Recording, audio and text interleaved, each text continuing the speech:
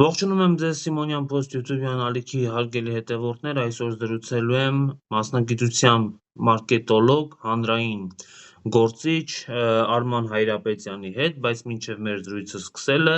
պետք է խնդրեմ, որպեսզի անպայման բաժանորդագրվեք ալիքին, հավանեք տեսանյութը եւ նաեւ գրեք մեկնաբանություններ այն թեմաների վերաբերյալ, որոնք մենք կքննարկենք։ Բարև ձեզ, պարոն Հայրապետյան։ Բարև ձեզ Սիմոն ջան, կխնդրեմ առանց պարոնի ուղղակի Արմանով։ Շատ լավ։ Ողջ եվրոպական հանրությունը, Մակրոնը, Զելենսկին, Ուրսուլա ֆոն դեր Լեյենը, Կայա Կալասը, Անտոնիո Կոշտան եւ մյուսները Հայաստանում էին։ Մենք ըստ ձեզ կարողացանք նրանց ինչպես որ հարկն է դիմավորել։ Հարցն այն չի, թե ինչպես ենք դիմավորել, այլ այն, թե դա մեզ ինչ է տալիս։ Այսինքն իրենց գալուստից եւ իրենց լավ դիմավորելուց հետո մենք ինչ ենք ունենալու։ Ես սա կհամեմատեի այն օրինակի հետ, որ սովետական միության ժամանակ հիշում եք, որ սովետական միությունն ինչ որ մեկը գալիս է արտասահմանցի եւ սովետական միության քաղաքացիներին ինչ որ գունավոր մաստակով կամ կոնֆետով կապում էր եւ ասենք մի հատ կոնֆետի դիմաց վերցնում էր ինչ ուզեր։ Հիմա որովհետեւ այո, որովհետեւ փաստացի այդ այցից մենք չունենք ինչ որ շոշափելի եւ առարկայական եւ չենք ունենալու վստահ եմ առավելություններ։ Ու նույն այդ սամիթը, որ հիմա անցկացվում է Հայաստանում, 2 տարուց հետո անցկացվելու է Բաքվում։ Այսինքն հիմա եկան Հայաստան, 2 տարուց էլ գնալու են Բաքու։ Ինչը մեզ դա տալու այս տարի այստեղ այդքան եվրո պատվիրակներ ընդունելը։ Ալիևը ելույթ ունեցավ տեսակապով եւ ասաց, որ Ղարաբաղը ազատագրել են սեպարատիստներից, ըստ էության հայ ժողովրդին անվանեց սեպարատիստ, օկուպանտ, ռազմական հանցագործ, քննադատեց Եվրոպայի խորհրդին, ասելով, որ սևեռվել է Ադրբեջանի ուղղությամբ, եւ այդ մարդիկ, այդ եվրո ղեկավարները, Նաիրա Զոհրաբյանի ասած եվրո յոնջաները ծափահարում էին Ալիևին, ով 120,000 մարդու ցեղասպանել եւ տեղահանել էր իրենց տներից։ Սա է այդ եվրոպական արժեքները, ժողովրդավարությունը,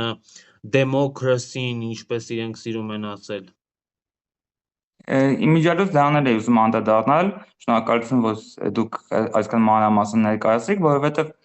փաստացի մեր երկրում մեր կողմից կազմակերպված այդ սամիթին, ավելի ճիշտ դիմավորած հյուրընկալած սամիթին, հնչում են հայկական, հակաարցախյան կոչեր, արտահայտություններ, որոնք ոչ միայն անպատասխան են մնում, այլ անգամ դրանից հետո երկրի ղեկավարի պաշտոնը զբաղեցնողը մի հատ շնորհակալություն է հայտնում։ Ինչպես նշեցիք,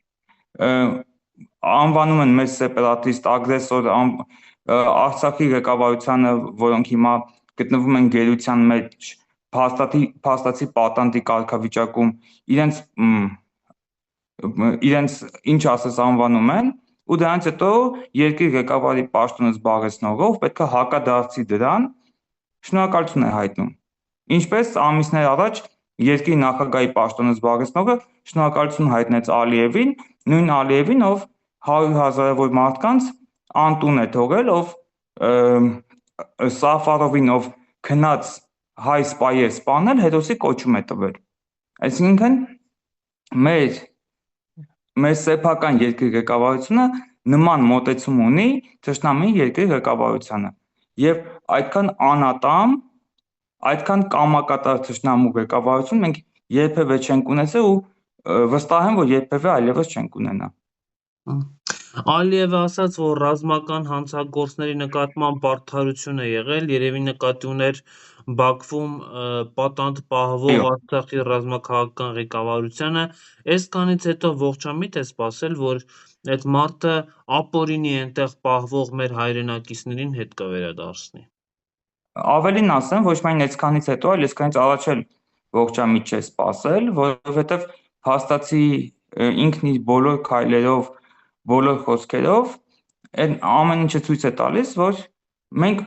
վաղուց արդեն գիտենք, այսինքն նոր բան չենք իմանում իրենից։ Այլ բան է, որ շատերը փորձում են աչքերը փակել կամ վարդագույն ակնոցներ դնել ու հավատալ թշնամու հետ բարեկամությանը։ Այն թշնամու, որ քեզ փորձում է բնաջնջել, այն թշնամու, որը անգամ այս պահին օգտվում է առիթից ու սեղանին դնում հանքային կամ ջրի շիշ, որի վրա գրված է ջերմուկի իրենց տարբերակը, ադրբեջանական անվանումը։ Այսինքն հավակնություններ ունեն ջերմուկի նկատմամբ։ Չմոռանանք, որ նրանք ջերմուկի դիրքերից ոչ միայն չեն հեռացել, ինչպես մեր գշպետներ ասում կսովածանան կգնան, ոչ միայն չեն սովածացել ու գնացել, այլ ամրապնդվել են ու վերջերս Արման Թաթոյանը եւ Հայ-ակվեի մի շարք անդամներ նույնպես ներկայացել էին, թե ինչպես են իրենց դիրքերն ամրապնդել այդ տարածքում, իրենք ջերմուկից ոչ միայն չեն պատասխանում հեռանալ, այլ վստահ եմ, որ նոր տարածքներ են պատասխանում այնտեղ զավթել։ Դրա մասին խոսում է իրենց այնտեղ ամրապնդվել է նոր դիրքեր ունենալը եւ այդ դիրքերում տարբեր շինարարական աշխատանքներ կատարելը։ Իմիջիալոց, երբ ժամանակին մեր երկրի փաստացի ղեկավարի եւ իրենց միջև ձեռք բերվեց պայմանավորվածություն, որ փոխադարձ չեն կրակելու, իրենք այդ ժամանակ դեռ մինչև 2020 թվականը ինչ արեցին, ամրապնդեցին դիրքերը։ Այսինքն պատրաստվեցին 2020-ի հարձակմանը։ Մենք չկրակեցինք, որովհետև կար պայմանավորվածություն, որ չեն կրակելու։ Ինչ արեցինք մենք, նույն ձևի դիրքերը չամրապնդեցինք, որովհետև իրենք կարող են կրակել։ Այսինքն մենք ամեն ինչ, ասենց ասած, պահում ենք բոլոր պայմանավորվածությունները, եղած կամ չեղած։ Իսկ իրենք ինչ ուզում անում են, որովհետև իդեմս մեր երկրի ղեկավարի գտել են մի մարդու, ով անում է ամեն ինչ իրենց կամքով, իրենց ցանկությամբ։ Անգամ մի անեկդոտ կա, որ Ալիևը ոսկե ձկնիկ է բռնում եւ բաց է թողնում, որովհետև արդեն ունի։ Նիկոլ Փաշինյանը։ Ну, երևի։ Հա։ Տեսեք, Ալիևը ոչ միայն հայերին մեղադրեց, այլ նաև ըստ էության եվրոպացիներին թուքումուր արեց, որտեղ ասում է Եվրոպայի խորհուրդը, որը եվրոպական հանրության կարևոր կազմակերպություններից մեկն է, հա, միջազգային, այսպես կոչված community, որ այսօր հավաքվել էր այստեղ, թքեց, մրեց, ինչ ասես ասեց, բայց վստահաբար եվրոպացիները Ալիևին դրա համար ոչ մի բան չեն անելու։ Այս եվրոպացիների այս երեսպաշտությունը, այս կեղծ փարիսեցիությունը մինչև որտեղ է շարունակվել, էլի, որտեվ մի քիչ գուցե մաքուր հայկական բան ասեմ, բայց մի քիչ ամոթ է պետք ունենալ, մի քիչ պատկառանք է պետք ունենալ, այդքանից հետո ներկայանում գոնե այսպես կծեին, հա, մի փոքր Ալիևին, լռեցնեին, ճիշտ հակառակը լսեցին, մի հատ էլ ծափահարեցին։ Գիտեք, անընդհատ խոսում ենք այդ Եվրոպան, բայց եկեք հիշենք, թե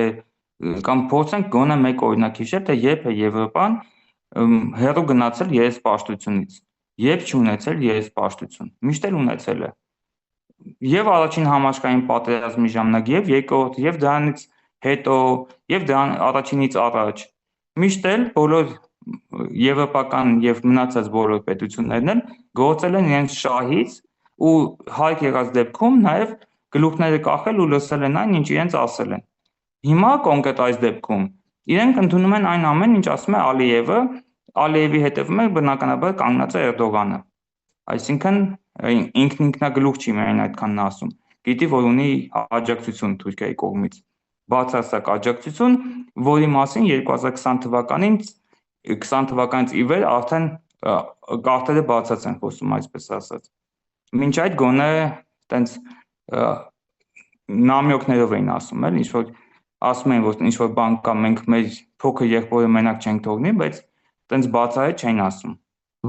Ու բնականաբար Եվրոպան խոսում է իր շահերից ու տեղ-տեղ ինչ որ բաներ կուլ է տալիս, որովհետև հասկանում է, որ հիմա Ադրբեջանը հաղթողի դերում է ու հաղթել է ոչ միայն Հայաստանին, այլ նաև հաղթել է իրենց, որովհետև այն ամենը, ինչն իրենք կուլ տվեցին այն ժամանակ, Ալիևին թույլ է տալիս հիմա ավելի առանց լեզվի տակ ինչ որ մկաններ ունենալու խոսել, ավելի բացահայտ ամեն ինչն արտահայտել, առանց կաշկանդվելու, որովհետև երբ մի անգամ լռում ես, երբ երկու անգամ լռում ես, երրորդ անգամ որ խոսես, արդեն ոնց որ խոսքդ այն ուժը չունի, ինչ որ պետք է առաջին ժամանակ արտահայտել։ Երբ Արցախը գտնվում է շրջափակման մեջ, ինչ էր անում Եվրոպան։ Ինչ որ բան արեց, 100,000-ավոր մարդիկ մատնված էին սովի։ Եվրոպական բոլոր երկրները դա տեսնում էին։ Բոլոր երկրները հասկանում էին, որ կյանքի միջանցքը փակ է, որ 100,000-ավոր մարդիկ ոչ միայն սնունդ չեն ստանում, այլ նաև առաջին անհրաժեշտության դեղորայք եւ այլ պարագաներ։ Այդ թվում եւ ծերեր, երեխաներ, կանայք, կենդանիներ ու ոչ մի միջազգային կազմակերպություն, կենդանիների պաշտպաններ, երեխաների պաշտպաններ, կանանց իրավունքների պաշտպաններ, ոչ մի միջազգային կազմակերպություն այդ մասին հայտարարություններ գոնե չէր անում, անգամ հայտարարություններ։ Էլ չեմ խոսում կոնկրետ քայլերի մասին։ Նույնը Պաղեստինում։ Մեր աչքի առաջ տեսնում ենք ինչ է կատարվում Պաղեստինում, Լիբանանում։ Իսրայելը հարձակվեց բացահայտ Լիբանանի վրա։ Իր ուժերը, իսրայելցի զինվորները հիմա անում են Լիբանանում նույնը, ինչ որ ադրբեջանցի զինվորներն անում են Արցախի տներում, թալանում, կոտրում ամեն ինչ, անարգում, մտնում են եւ այդ տան կանանց ներքնաշորերը նկարում եւ գցում են համացանց։ Նույնն արել են ադրբեջանցիները։ Կա արձագանք Եվրոպայից։ Ոչ, չկա։ Հիմա մեզ լսողները կմտածեն, թե մենք այսպես հակա-արևմտյան քարոզ ենք անում եւ այլն, ոչ, մենք արևմտյան արժեքների ջատագով ենք, հենց ժողովրդավարության ու մարդու իրավունքների ջատագով ենք եւ հենց արևմտյան երկրների իշխանություններն ու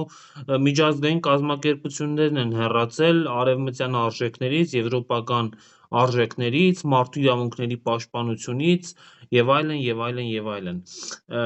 Հայաստանում է նաեւ Կներեք, այստեղ հարցը հակա եվրոպական կամ հակա ինչ որ կոնկրետ ուժի կամ երկրին լինելը չի։ Հարցն այն է, որ այդ բոլոր երկրները, եթե խոսում են այդ արժեքներից, պետք է գործով ապացուցեն, որ այդ արժեքների կրողներն են։ Լինի եվրոպական երկիր, լինի սովետական միության նախկին սովետական միության երկիր, նույն Ռուսաստանին ես նույն ձև կարող եմ քննադատել, որովհետև շրջափակման ժամանակ մենք հույսը դրել էինք Ռուսաստանի վրա, որ պետք է ապահովեն իրենց խաղապահները, պետք է ապահովեն մեր ազատ ելքումուտքն Արցախ։ Ինչ արեցին, էլի ոչինչ։ Մենք գիտենք, որ որոշ դեպքերում ռուսական զինվորների միջոցով հնարավոր եղավ ինչ-որ բաներ անցկացնել, բայց ոչ օրինական ու ոչ այն եղանակով, որ պետք է լիներ։ Իրենք խաղապահներ էին, պետք է ապահովեին այդ կյանքի միջանցքի կայուն, անխափան գործունեությունը։ Ապահովեցին, էլի ոչ։ Ինչպես եվրոպական դիտորդները եւ միջազգային կազմակերպությունները ոչինչ չարեցին, այնպես էլ ռուս խաղապահները։ Այնպես որ այստեղ հարցերը ոչ միայն Եվրոպային են կամ միջազգային կազմակերպություններին, այլ նաեւ մյուս երկրներին։ Այո։ Նույն ձևի կներեք Իրանի դեպքում։ Իրանին էլ մենակ թողեցին։ Տեսանք, որ Իրանը վիրավոր առյուծի նման, որին փորձել են տարբեր կողմերից վանդակի անկյունն են սեղմում, ստիպված է լինում հարձակվել բոլորի վրա, ով իրեն այդ անկյունն է սեղմել։ Ու էլի Իրանին էլ մենակ թողեցին։ Այդ հսկա պետությանը թողեցին մենակ մի քանի այլ հսկա պետությունների դեմ, հսկա եւ փոքր պետությունների դեմ։ Հայաստանում էր նաև Ուկրաինայի նախագահ Վոլոդիմիր Զելենսկին, մի նկար է տարածվում, որ նա իբրև թե սելֆի է արել Ռուսաստանի դեսպանատան Դիմաց ես ճիշտ ասած նկարի սկզբն աղբյուրը չկարողացա գտնել, չգիտեմ որքանով է ճիշտ, որքանով։ Չէ, բայց դա չի էականը։ Նիկոլ Փաշինյանը ողջագուրվեց նրա հետ, գիտենք, որ Զելենսկին Պուտինի երդվյալ թշնամին է։ Սա հերթական հակառուսական տրամաբանության մեջ է պետք նայել, թե հիմա ինքնիշխան սուվերեն պետություն ենք, ում հետ կուզենք կպաչվենք, ում հետ կուզենք կողջագուրվենք։ Իրականում ես անգամ այդ ռակուրսից չէի նայի նրա այցին, որովհետև նույն տրամաբանությամբ այստեղ եղած եվրոպական երկրների այլ ղեկավարներ արտահայտություններ արեցին, որտեղ ակնհայտորեն Ռուսաստանի ոտքը տրորեցին, սենց ասած,